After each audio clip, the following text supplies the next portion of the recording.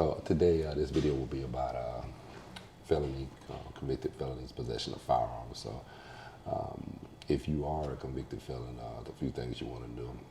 One, you have your state laws. Here in Florida, I believe it's a minimum mandatory of 3 years for possession of a firearm by a convicted felon. But what you may not know and what you really want to be careful with is the Fed. The Fed has what they call the ACCA, Armed Career Criminal Act, and that you do have to have, I believe, 3 priors of a certain type, prior charges before. But if you are, it's an enhancement, and if you get convicted and they charge you under this enhancement, you are facing way more time than that. I personally just had a partner that was convicted of it, so they basically allegedly found ammunition in his house, and this was nothing more than bullets, not even a gun. So nothing more than ammunition, bullets, several rounds. We won't even go into the case that nothing actually linked him to it, but just the fact that it was found in his house allegedly was given over 20 years for ammunition. So let that settle in. So if you are, a convicted felon, again, be aware of that. The federal enhancement, this ACCA, Armed Career Criminal Act, can get you. He was sentenced to over 20 years for that. So I want to bring that to you guys' attention that follow the channel. Also, because, in my opinion, and this is what this channel, one of the reasons that this channel has been started is, when you complete your sentence, in my opinion, all your rights should be restored. You should be able to carry a gun. You should be able to protect your family. You should be able to protect yourself.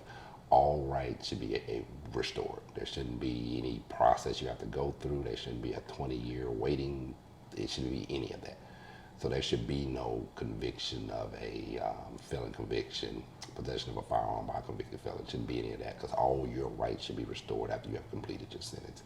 I'm not saying if you're on probation or something, but if you completed all your sentence, those rights should immediately be restored, voting rights, all of that. And we have to go back, and at some point, I don't know when this was changed by the Supreme Court or whoever, because back in the day, it was like that. You got out of prison, and you could never have a gun again in your life. So now, you get convicted of basically any type of felony, and you cannot possess a gun, protect your family, protect yourself for the rest of your life. That's wrong, and we need to do something to change it. I'm going to ask Miss RJ if I know we got people sending questions, and I think you had a few yourself. I'll take 2 questions before we end this video. If you got 2 that you could give me.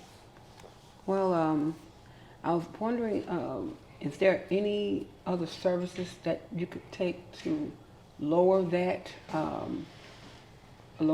sentence as far as the 20 years since it was just ammunition? Okay, so there could possibly be, they don't have to give you the mandatory 20 or the life or the 25. You don't have to get that. So that's not that you have to, but they do have the option of giving you that. So they do have an option of giving you a lower sentence if they want.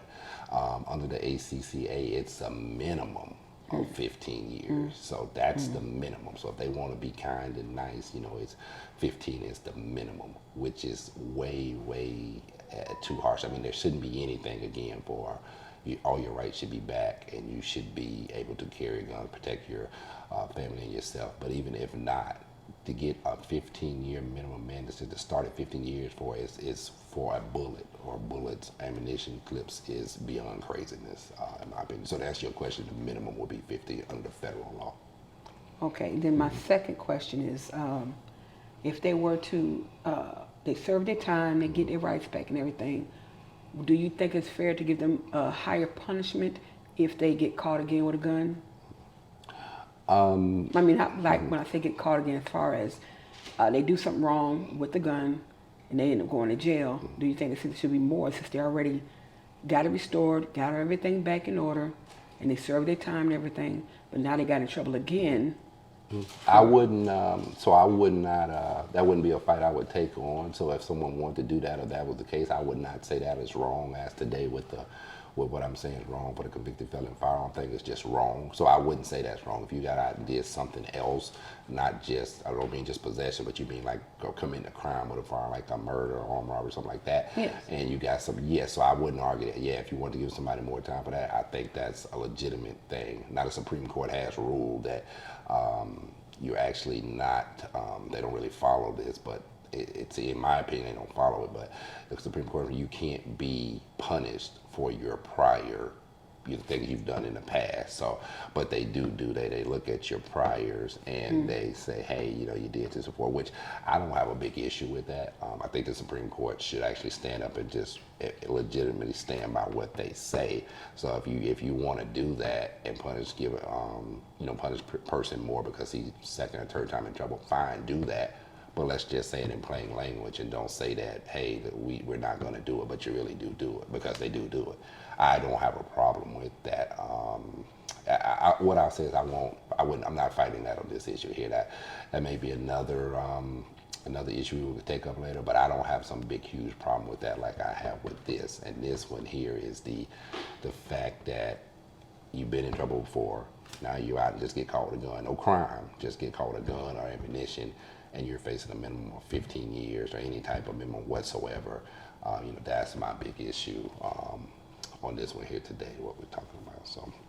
Okay, and just one more question. Go ahead, I'll take one more.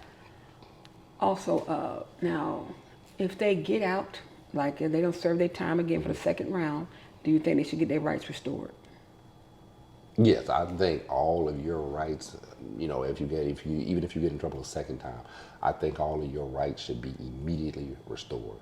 And that's how it was back in the day, in 1900, for instance, 1910, when you got out of prison, all your rights restored. There was no for the rest of your life. You couldn't vote, or you couldn't carry a gun, or you couldn't know. You served your time, you were punished, and your rights restored.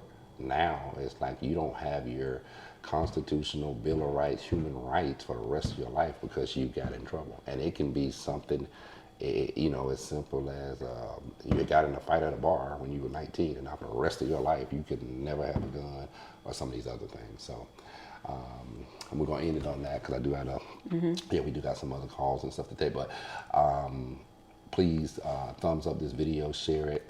Subscribe if there's something that you're interested in. And if you have any questions, if you're a woman, you have any questions about your husband or boyfriend, that's involved actually dealing with this now, or you're a guy yourself, got any questions, I will try and respond to the comments. Again, hit that thumbs up button so this is pushed out to more like-minded people. Subscribe, and check us out on the next one here on Inmate News. Thank you.